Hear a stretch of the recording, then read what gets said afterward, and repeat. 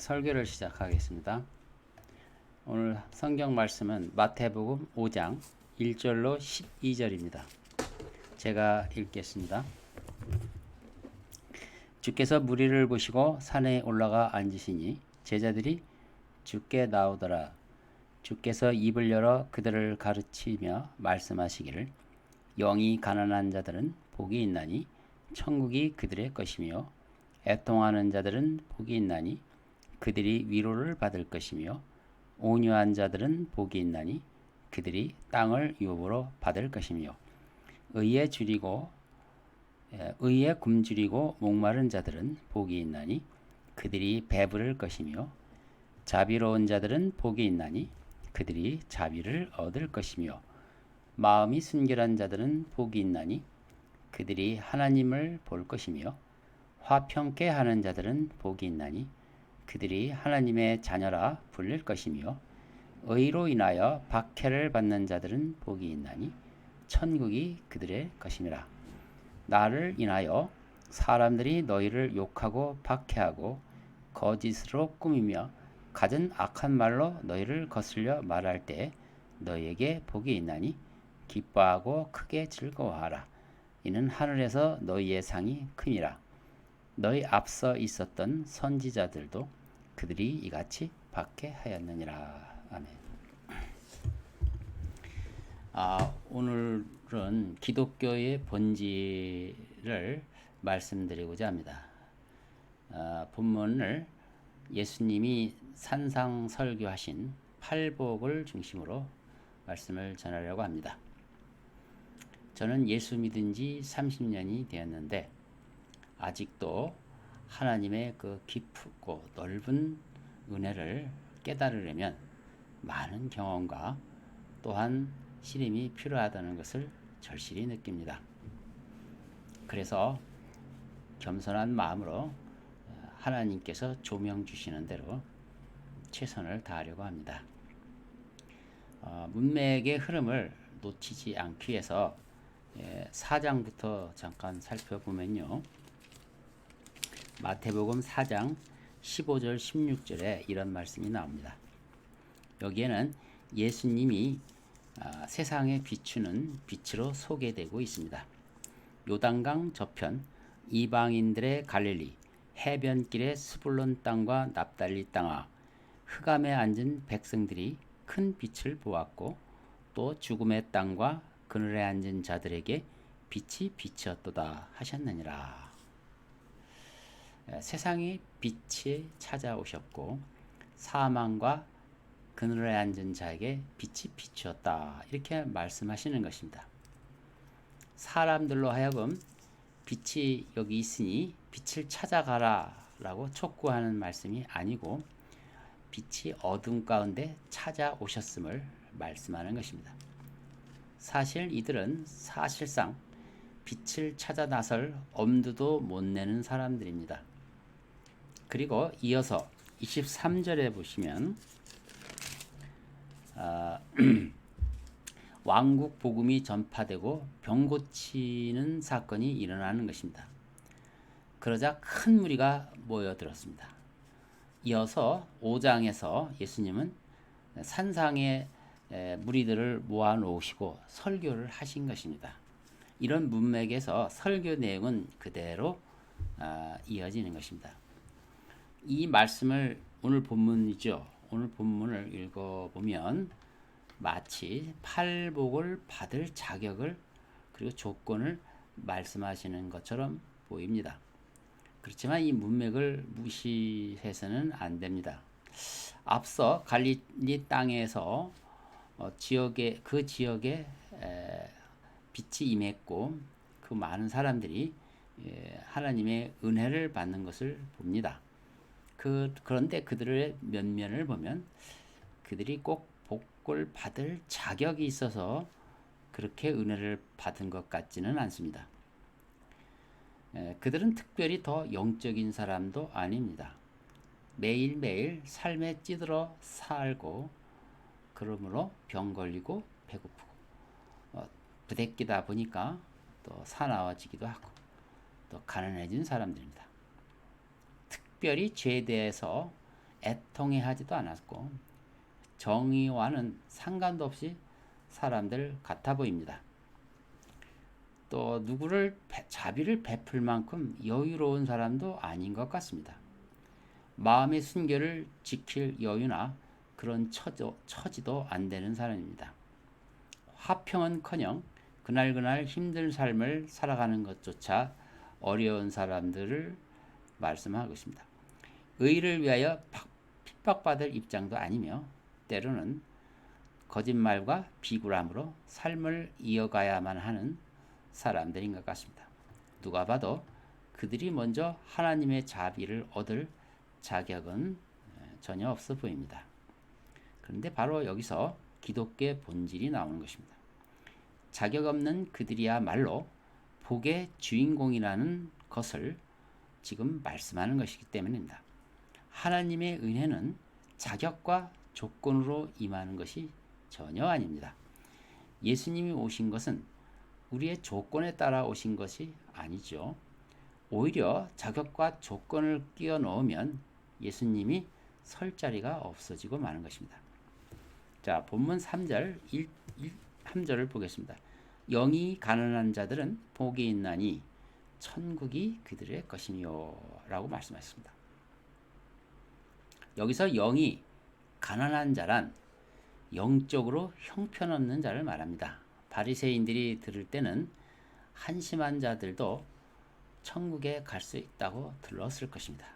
아닌 게 아니라 예수님은 어딘가에 또 한술 더 뜨시는 말씀을 했습니다. 마태복음 21장 31절에 진실로 내가 너에게 말하노니 세리들과 창녀들이 너희보다 먼저 하나님의 나라에 들어갈 것이니라. 여러분은 자격이 되어서 하나님이 자녀가 되었다고 생각하십니까? 우리는 하나님 앞에 죄인임을 고백한 것 외에는 하나님 앞에 한 것이 없습니다. 본래 하나님의 나라는 죄인들이 갈 수 없는 것입니다. 그것은 상식에 속합니다. 그런데 죄인들도 갈 수 있게 된다는 말씀인 것이죠. 듣는 청중들은 아마 당시에 말입니다.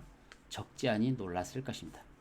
특히 자신이 어렵다고 생각하는 사람들이 받은 충격은 매우 컸을 것입니다. 자, 여기서 우리가 기독교의 본질을 생각을 한다면, 자, 그리스도인들은 자기 의를 주장할 수 없는 신분이라는 것입니다. 자격 없는 죄인이 사함을 받고 그리스도인들은 이렇게 하나님의 은혜로 살기 때문에 자기 의를 주장할 수가 없는 것이죠. 그 자녀가 된 것만을 생각하면 늘 겸손히 살아야 하는 것입니다. 그러나 이렇게 너무나 단순한 기본을 왜 그렇도록 지키기 어려운지 참으로 알 수 없는 일인 것입니다. 두 번째 말씀 4절이죠. 읽어보겠습니다. 애통하는 자들은 복이 있나니 그들이 위로를 받을 것이며. 애통하는 자, 말 그대로 창자가 끊어질 것 같은 아픔을 호소하는 아주 불쌍한 사람들이죠. 이들은 우는 것밖에는 할 수 없는 자들입니다. 그들에게 희망이 있다고 예수님이 말씀하시는 것입니다. 예수님은 버림받은 자들을 위해서 오셨습니다. 아무런 조건 없이 받아주시겠다는 것이죠. 그것은 우리가 한 일에 대한 결과가 아닙니다. 그럼에도 불구하고 그들은 위로를 받는다고 성경에는 분명히 약속하셨습니다. 그 위로의 말씀이 한두 가지겠습니까? 고린도 후서 1장 5절만 소개해드리겠습니다. 이는 그리스도의 고난이 우리에게 넘친 것 같이 우리의 위로도 그리스도로 말미암아 넘치기 때문이라. 위로의 말씀이 성경에 가득 차 있는데 왜 우리는 성경으로부터 위로를 받지 못할까요? 믿음이 없어서 그렇습니다. 성경을 하나님의 말씀으로 믿는다면 성경을 읽음으로써도 우리는 충분히 위로를 받고 다시 일어날 수가 있는 것입니다. 고린도 후서 본방 읽은 1장 5절에도 보니까 그리스도의 고난이 우리에게 넘친다고 그랬죠. 예수 그리스도가 고난 받으심이 우리가 그로 인하여 받은 은혜가 넘치죠. 그래서 위로가 그분으로 말미암아 넘친다고 말하고 있습니다. 애통하는 자는 희망을 가지시기 바랍니다. 그들로 예수님으로부터 위로를 받기 때문인 것입니다. 또 세 번째 복에 대해서 보겠습니다. 자, 5절에 온유한 자들은 복이 있나니 그들이 땅을 유업으로 받을 것이며, 여기서도 온유한 자란 있는 그대로 마음씨가 참 온유한 이렇게 된 사람들, 그 사람은 법이 없어도 사는 사람을, 그런 자격을 가진 사람을 말하는 것이 물론 아니겠죠. 이것은 누가 조용합니까? 사실 자랑할 것 없는 사람이 조용합니다. 큰 소리 못 치는 사람, 그런 사람을 성경은 온유한 사람으로, 세상 사람들은 모두 저마다 웬만큼 뭔가 되는 것 같은 사람들은 시끄럽습니다. 자랑할 게 많아요. 결코 온유하지 않습니다. 그러나 자랑할 것 없는 사람, 큰 소리 치지 못하고 주눅 들어 있는 사람들은 조용할 수밖에 없죠. 여기서 예수님의 온유한 자라는 것은 바로 그런 사람을 말하는 것입니다. 주님의 활동 무대가 갈릴리 지역이라는 것도 특이하죠. 거기는 모두 자랑할 것이 없는 사람들이 모여 사는 곳이기 때문입니다. 그들에게 제일 먼저 기회를 주신 것입니다. 이사야서 61장 1절에 주 하나님이 영이 내게 임하셨으니 이는 주께서 내게 기름을 부으사 온유한 자에게 기쁜 소식을 전파하게 하셨으며 그가 나를 보내시어 마음이 상한 사람들을 싸매시고 포로된 자에게 자유를, 갇힌 자에게 감옥이 열림을 선포하느라, 이래 말씀하셨습니다. 자, 의에 굶주리고 목마른 자들은 복이 있나니 그들이 배부를 것이며 라고 또 말씀하십니다. 의에 줄이고 목마른 자들은 누구일까요? 의에 줄인다, 목마른다, 나도 좀 똑바로 좀 살아보고 싶으면 좋겠다, 자신의 가슴을 치며 통회하는 자들이겠죠. 늘 실수하며 반듯하게 살지 못해서 주눅들은 자들입니다. 학교에서도 공부 못해서 늘 선생님에게 꾸중 주는 친구들이 있습니다. 그들이 공부 못하는 만큼 못된 아이도 아니에요. 알고 보면 그들도 다 사연이 있습니다. 선생님께 늘 혼나는 이들이 얼마나 의에 줄이고 목마르겠습니까? 나도 좀 공부 잘해서 칭찬을 받는 착한 학생이 되었으면 하는 마음, 이것은 바로 의에 줄이고 목마른 자들을 말하는 것입니다. 네, 예수님께서는 그러한 자들이 이제 배부르게 될 것이다, 나로 인하여 배부르게 될 것이라고 말하는 것입니다. 로마서에서는 이를 달리 표현을 하고 있는데, 불경건한 자들이 의롭다고 여겨질 것이다 라고 말씀하는 것입니다. 로마서 4장 4절에 보면 이렇게 되어 있습니다. 이제 일하는 사람에게는 그 보수를 은혜로 여기지 않고 빚으로 여기지만 행함이 없어도 불경건한 자를 의롭다 하시는 그분을 믿는 사람에게는 그의 믿음이 의로 여겨지니라. 오직 믿음으로 의로 여겨지게 되고 의인이 되어서 배부르게 되는 것이죠. 자, 7절 보겠습니다. 자비로운 자들은 복이 있나니 그들이 자비를 얻을 것이며, 자비로운 자들은 복이 있다고 합니다. 자신이 자비를 필요한 자가 사실상 똑같은 동병상련이라 해서 자비를 구하는 불쌍한 자를 오면 또 매몰차게 대하지 못합니다. 이게 인지상정인 것 같아요. 그러한 수준의 자비로운 자를 말하는 것입니다.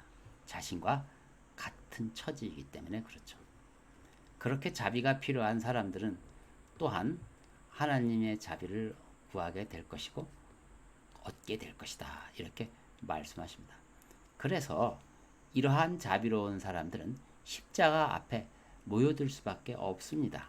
그래서 예수님이 계신 곳에 사람들이 구름대처럼 몰려드는데 그들은 모두 자비로운 자였습니다. 즉 자비가 필요한 자였습니다.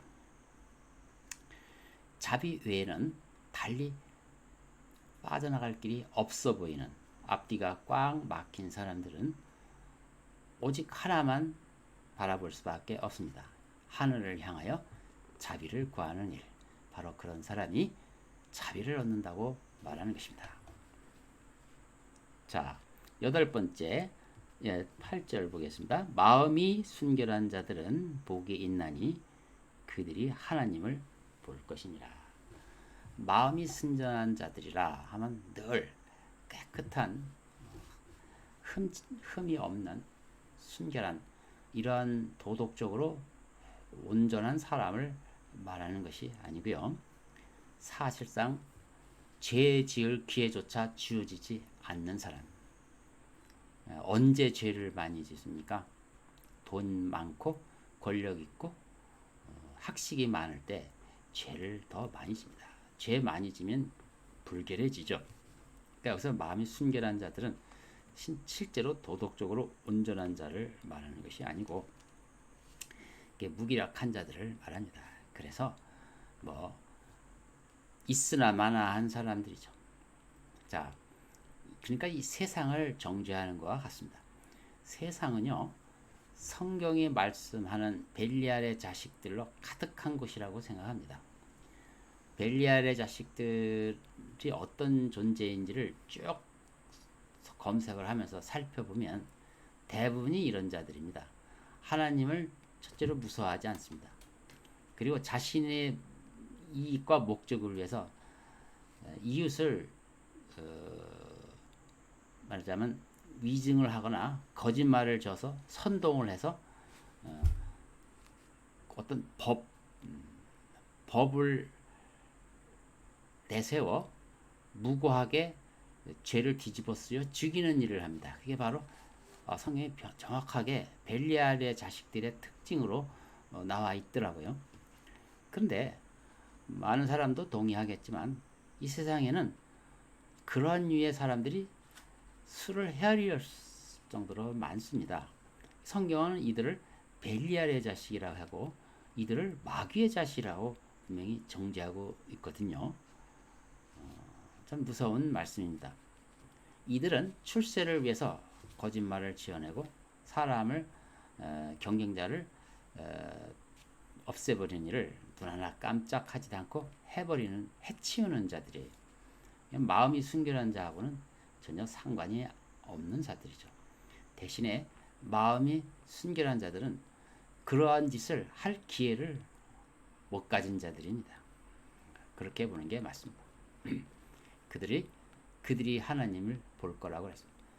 벨리알의 자식은 미안하지만 하나님을 볼 눈을 잃어버리는 것입니다. 그렇게 되지 않은 거가 감사할 따름입니다. 돈 많고 권력이 있으면 벨리알의 자식이 될 확률이 엄청 높이 올라갑니다.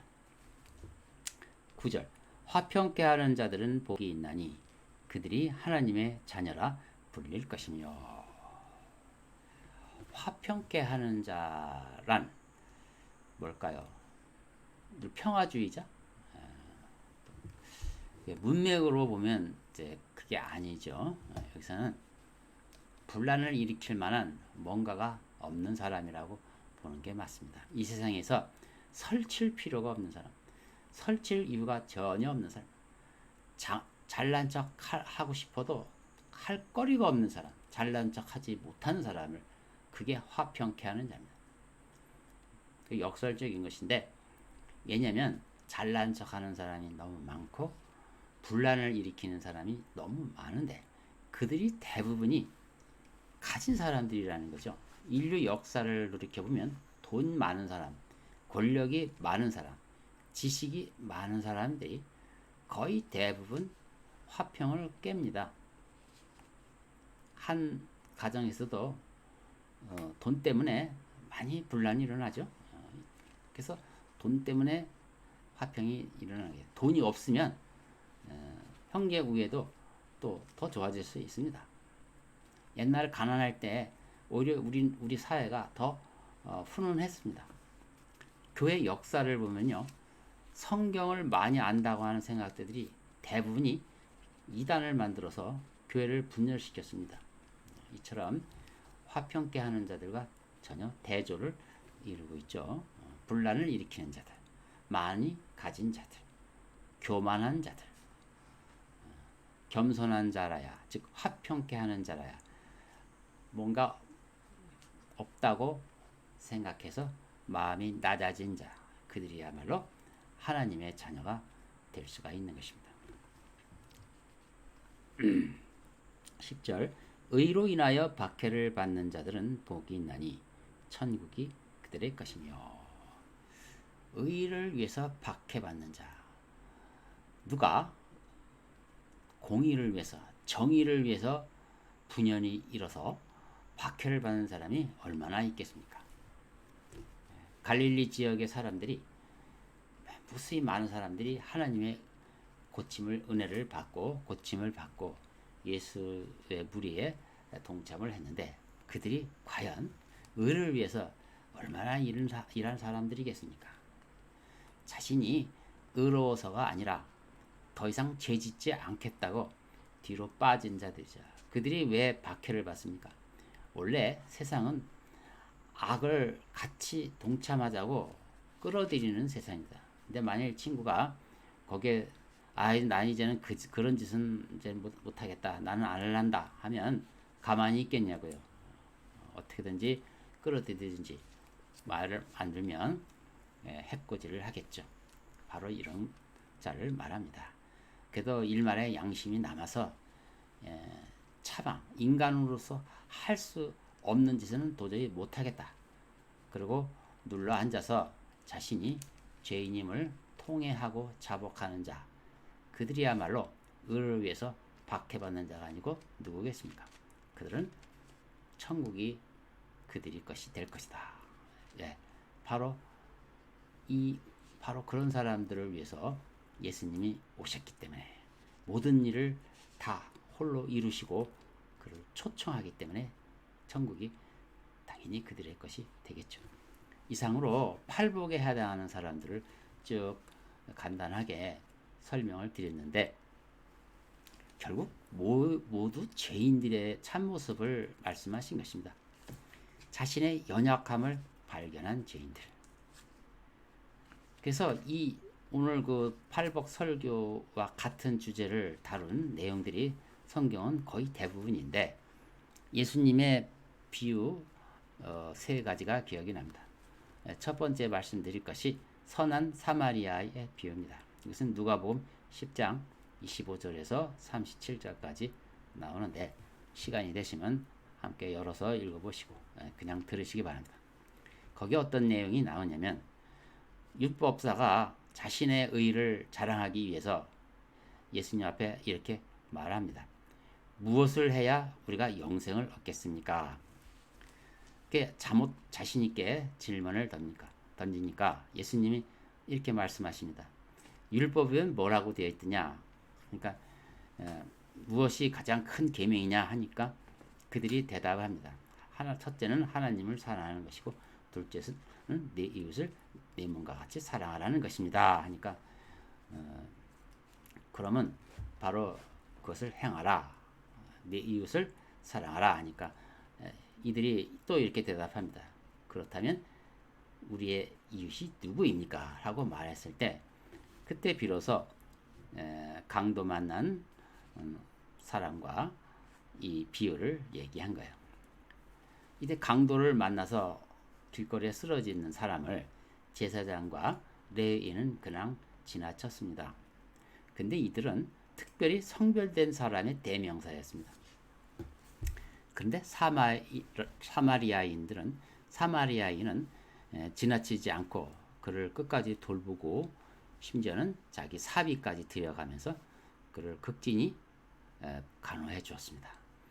그렇게 말씀하신 후에 예수님이 이들 중 누가 강도 만난 자의 이웃인가? 라고 물으니까 그들은 사마리아인이다 라고 차마 말을 하지 못하고 그를 도운 사람입니다. 이렇게 대답한 것입니다. 사마리아인은 그들 입장에서 보면 영생 얻을 자격이 완전히 박탈된 사람입니다. 예수님이 이 비유를 하신 목적은 너희들이 이제 자격을 얻어야 영생을 얻는다는 고정관념을 이제는 깨라. 이렇게 말씀하신 것입니다. 또 예수님께서 고향 회당에 들르셔서 복음을 선포하셨는데 그때 일어난 사건이 있습니다. 누가복음 4장 16절 이하에 기록된 내용인데 그분이 이제 회당에 들어가셔서 메시아 예언에 관한 성경 한 구절을 펴 읽으신 후에 이 글이 너희 귀에 응하였다라고 말씀하셨습니다. 근데 그들의 반응이 시원찮았습니다. 도리어 시비를 거는 겁니다. 이 자는 누구인가? 요셉의 아들이 아니냐? 이런 거였습니다. 근데 그들의 반응한 이유를 전체 문맥을 통해서 살펴보면 바로 예수님께서 이용하신 말씀 중에서 가난한 자와 포로된 자, 눌린 자에게 메시아, 즉 나를 보냈다는 그 말에 대하여 불만이 있었던 것입니다. 가난한 자, 마귀에 눌린 자, 병마에 시달려서 포로된 자들은 그들의 입장에서는 하나님 저주를 받아 마땅한 자들이고 정작 메시아로부터 복받을 사람의 대상은 자신들같이 회당에서 열심히 기다리고 회당을 잘 관리하고 안식일 날 빠지지 않고 참여하는 그런 자라고 생각했던 것 같습니다. 이 자타가 공인된 저주받은 자들이 메시아의 오심의 주인공으로 부각되는 것에 대해서 은근히 불만을 드러낸 것입니다. 그리고 트집을 잡은 겁니다. 이 자는 요셉의 아들 목수가 아니냐 이렇게 반응한 것입니다. 예수님은 이에 대해서 분해하시고 반격을 하십니다. 나는 메시아의 자격으로 가난한 자들을 위해서 왔다고 했는데 너는 이를 거부함으로 너희는 나와 무관하다고 말씀하신 것입니다. 그리고 한 말씀을 더 합니다. 택한 백성은 고침받지 못하지만 이방인 중에 사렙다 가부와 나만은 고침받은 사실을 너희들이 알지 못하냐 이렇게 했을 때 그들은 마침내 분노가 폭발했습니다. 그들은 자존심이 크게 훼손되었기 때문입니다. 그들의 문제점은 무엇일까? 역시 똑같습니다. 자격 조건을 갖추어 당당하게 천국 가기를 원하는 사람들이었습니다. 자, 이렇게 이 자격을 얻어 가려고 하는 마음이 이처럼 뿌리가 깊습니다. 하나님의 은혜를 구하라는 말이 수없이 듣지만 실제로 나의 삶에 깊이 적용함에 있어서는 매우 어려운 것입니다. 그래서 은혜의 말씀은 계속해서 들어야 되고 또 은혜의 설교가 강단에서 교회에서 계속적으로 선포해야 할 이유가 바로 여기에 있는 것입니다.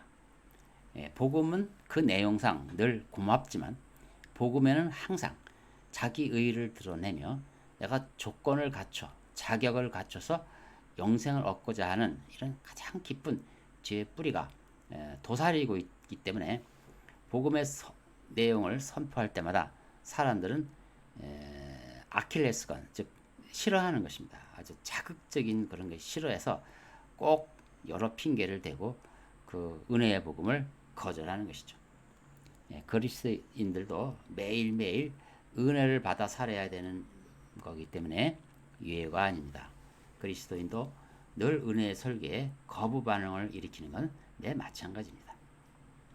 기독교의 본질이 본래 사람에게서 시작되는 것이 아니라 하나님의 찾아오심으로 시작되었다는 사실을 여러분 항상 잊어서는 안 됩니다. 그 시작도 그분이 그렇게 하셨기 때문에 마침도 그분에 의해서 그렇게 된다는 것, 동시에 동일한 무게로 이것을 꼭 기억하시기 바랍니다. 그렇다면 아무것도 하지 않고 가만히 있어야 되느냐는 말이냐? 그렇지 않는 거죠. 어느 단계에서든지 하나님의 은혜가 배제되어서는 아무것도 이루어지지 않는다. 이것이 바로 은혜의 삶인 것입니다. 내가 해야 할 일은 해야 되는데 그런 거조차도 다 하나님의 은혜로 궁극적으로 하나님이 다 이루시는 것이다. 이것을 말하는 것입니다. 기독교의 핵심은 하나님이 선택하신 일이며 하나님의 뜻에 의해서 이루어진 것임을 늘 기억하십시오. 그래서 성경에서 믿음이 없다고 하는 것은 신자답지 못하다는 자격을 말하는 것이 아니고 너의 신자됨이 하나님의 뜻에 달려 있다는 것을 네가 놓아버리는 데 있다. 그것이 바로 믿음이 없다고 말하는 것이다. 다시 말하면 믿음이 없다고 하는 것은 나의 신자되고 내가 하나님 자녀다움이 하나님 장중 안에 있다. 하나님 뜻 안에 있다는 것을 잊어버리는 것이 곧 믿음이 없는 것이다. 내가 이렇게 큰 하나님의 은혜에 속했기 때문에 그래서 그리스도인은 절망해서는 안 되는 것입니다. 그리스도인이 낙심하고 절망하는 것은 하나님이 마침도 그가 다 이루실 것이라는 믿음을 놓아버리는 것과 같은 것입니다. 그것이 믿음이 없는 거예요. 이것을 늘 확인해야 된다 하는 것입니다. 탕자의 비유도 더 있지만 생략을 하고 이제 말씀을 마무리하겠습니다. 영생을 얻기 위해 내가 어떤 자가 되어야 하는가 조건과 자격을 묻는 것이 종교라 하면 기독교는 하나님이 찾아오신 종교입니다. 도망한 자를 찾아오신 하나님인 것입니다. 하나님의 신실하심은 예수 그리스도로 다 증명해 보여주셨습니다. 그러므로 우리는 하나님 앞에 어떤 자격을 말할 수 있는 처지가 아닙니다. 하나님은 은혜 받은 그의 자녀에게 궁극적으로 거룩함을 요구하십니다. 이 거룩함이란 믿는 것에 대한 순종을 요구하는 것이다. 무엇을 믿는다고요? 하나님이 처음과 마지막을 그분이 다 이루신다는 것을 믿는 것이. 그리고 그 믿음 가운데 나한테 주어진 계명을 순종하면 되는 것입니다. 모든 것이 그분에 의해서 시작되었고 그분에 의해서 마침이 되었다는 것을 믿고 이제 여러 핑계 대지 말고 순종만 하라. 이것이 그리스도인의 본분이다. 순종했다고 공로를 내 공로로 내세우지 말라. 그럴 처지는 아니다. 이루시는 것은 하나님이시다. 이것을 믿으라는 것입니다. 자, 우리는 영적으로 한심한 자들이었습니다. 그런데 예수 믿으면 영을 강을망한 자가 됩니다. 또 그렇게 되었습니다. 희망이 없어 애통하던 내가 예수 믿고 이제는 받은 은혜가 너무 큰데 비하여 자신이 너무 부족함을 애통해 합니다. 자랑할 것이 없어서 주눅 들고 조용했던 내가 예수 믿고 이제는 그분의 온유를 배워나가는 위대한 사람이 되었습니다. 이보다 더 큰 놀라운 은혜가 어디 있겠습니까? 이제 예수 믿는다는 의미를 알았으니 우리는 이제 더 성숙한 기도를 해야 되겠습니다. 이제 저는 예수를 믿었으니 더 바랄 것이 없나이다. 예수 안에서 부르셨고 목적하셨으니 모든 것이 제 안에서 이루어질 줄 믿습니다. 제가 이에 대하여 믿음으로 순종하는 자들이 되게 하옵소서. 이렇게 멋있는 기도를 드리시기 바랍니다. 이렇게 기도를 드리시며 이 기대감 안에서 매일매일을 살아가시기 바랍니다.